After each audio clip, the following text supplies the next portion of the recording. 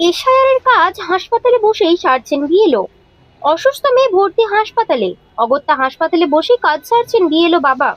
কদিন আগেই তাকে ঘিরে ভোটাররা দেখিয়েছিলেন বিক্ষোভ। এশআইআরের গেরোয় বিএলও। বিহারের মতো অ্যাসিস্ট্যান্ট বিএলও থাকলেও চাপমুক্তি হতো দাবি বিএলওর। শুরু হয়েছে রাজনৈতিক চাপান্তর। নমস্কার, পাঁশকুড়ার সমস্ত খবর সবার আগে পাওয়ার জন্য নিউজ রওশন পিতপুর ফলো করুন।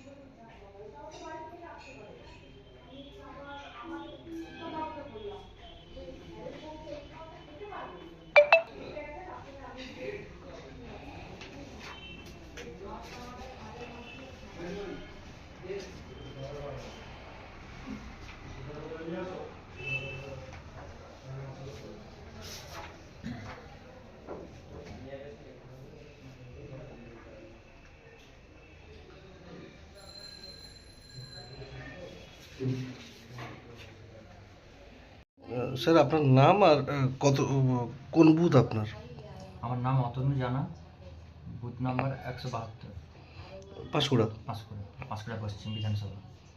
বলছি একদিকে আপনার মেয়ে অসুস্থ, আপনি তমলুকে, এখানে দেখা যাচ্ছে আপনি এসআইআর কাজ করে চলেছেন, কিভাবে মেনটেন করছেন এগুলো? কতটা কঠিন মেনটেন করা? মেনটেন তো করতে হচ্ছে, মানে প্রচুর কঠিন, অবশ্যই কঠিন, কিন্তু কাজ থেকে তো মুক্তি নেই, বা আমি কাজটা ছেড়েও কোথাও, মানে এই মুহূর্তে কাজটা আমাকে করতে হবে, তো বিকল্প কোনো রাস্তা নেই। যত কঠিন হলেও করতে হচ্ছে। ওখানে একবার যাচ্ছি, আবার এখানে হঠাৎ করে ফোন হচ্ছে, এখানে আসছি, মানে এই ছোটাছুটির মধ্যে চলছে আর কি। এখন ডাক্তারবাবুর সাথে কথা বললাম, ডাক্তারবাবু বলছে এখনও কিছুদিন রাখতে হবে, পুরোপুরি সংকটমুক্ত নয়। কতদিন রয়েছে আপনার মেয়ে এখানে ভর্তি? 3 দিন চলছে। তো আপনাকে এখানেও কাজ করতে হচ্ছে, প্লাস পাঁশকুড়াতে গিয়েও কাজ করতে হচ্ছে। হাসপাতাল থেকেও করতে হচ্ছে। আজ থেকে তো শুনানি শুরু, আরও কতটা কঠিন হবে? কাজ, কোনো কাজটাকে আমি কঠিন মনে করি না, কিন্তু দুটো কাজ দুটো জায়গাতে, আমার মূল বিষয় সমস্যাটা এই জায়গায় পড়ে গেছে। এবার কঠিন তো এসআইয়ের কাজ, একটু এতগুলো মানুষকে নিয়ে কাজ, একার হাতে কাজ, যেখানে কোনো অ্যাসিস্ট্যান্ট বিএলও নেই, তো কাজটা একটু কঠিন হবে। তারপরে এত কাগজপত্র, এত দায়িত্ব, এত অচেনা জায়গা, অচেনা নাম, তো সমস্ত কিছু মেলাতে প্রায় 24x7 আমাদেরকে কাজ করেই যেতে হচ্ছে, সেই জগা থেকে চালু হয়েছে কাজটা। এই একদিকে অসুস্থ মেয়ে, আপনাকে এখনো কি কাজের প্রেশার প্রচুর রয়েছে? না, কাজের প্রেশার আগের থেকে কমে গেছে, কিন্তু তবুও প্রেশারটা রয়েছে, কারণ মূল পর্ব হিয়ারিং আজ থেকে চালু হলো।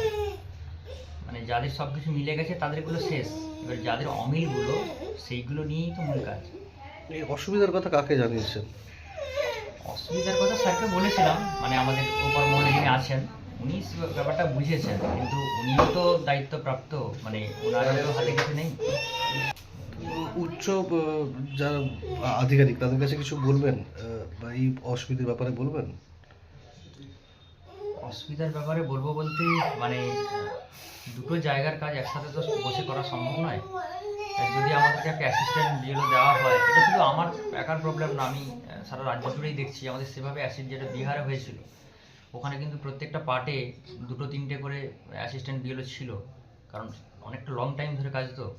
আমাদেরও যদি এক্ষেত্রে নির্বাচন কমিশন সবাইকে একটা অ্যাসিস্ট্যান্ট বিএলও দেয়, তাহলে অন্তত এইসব সমস্যাগুলোর ক্ষেত্রে আমরা একটু মুক্তি পাই আর কি।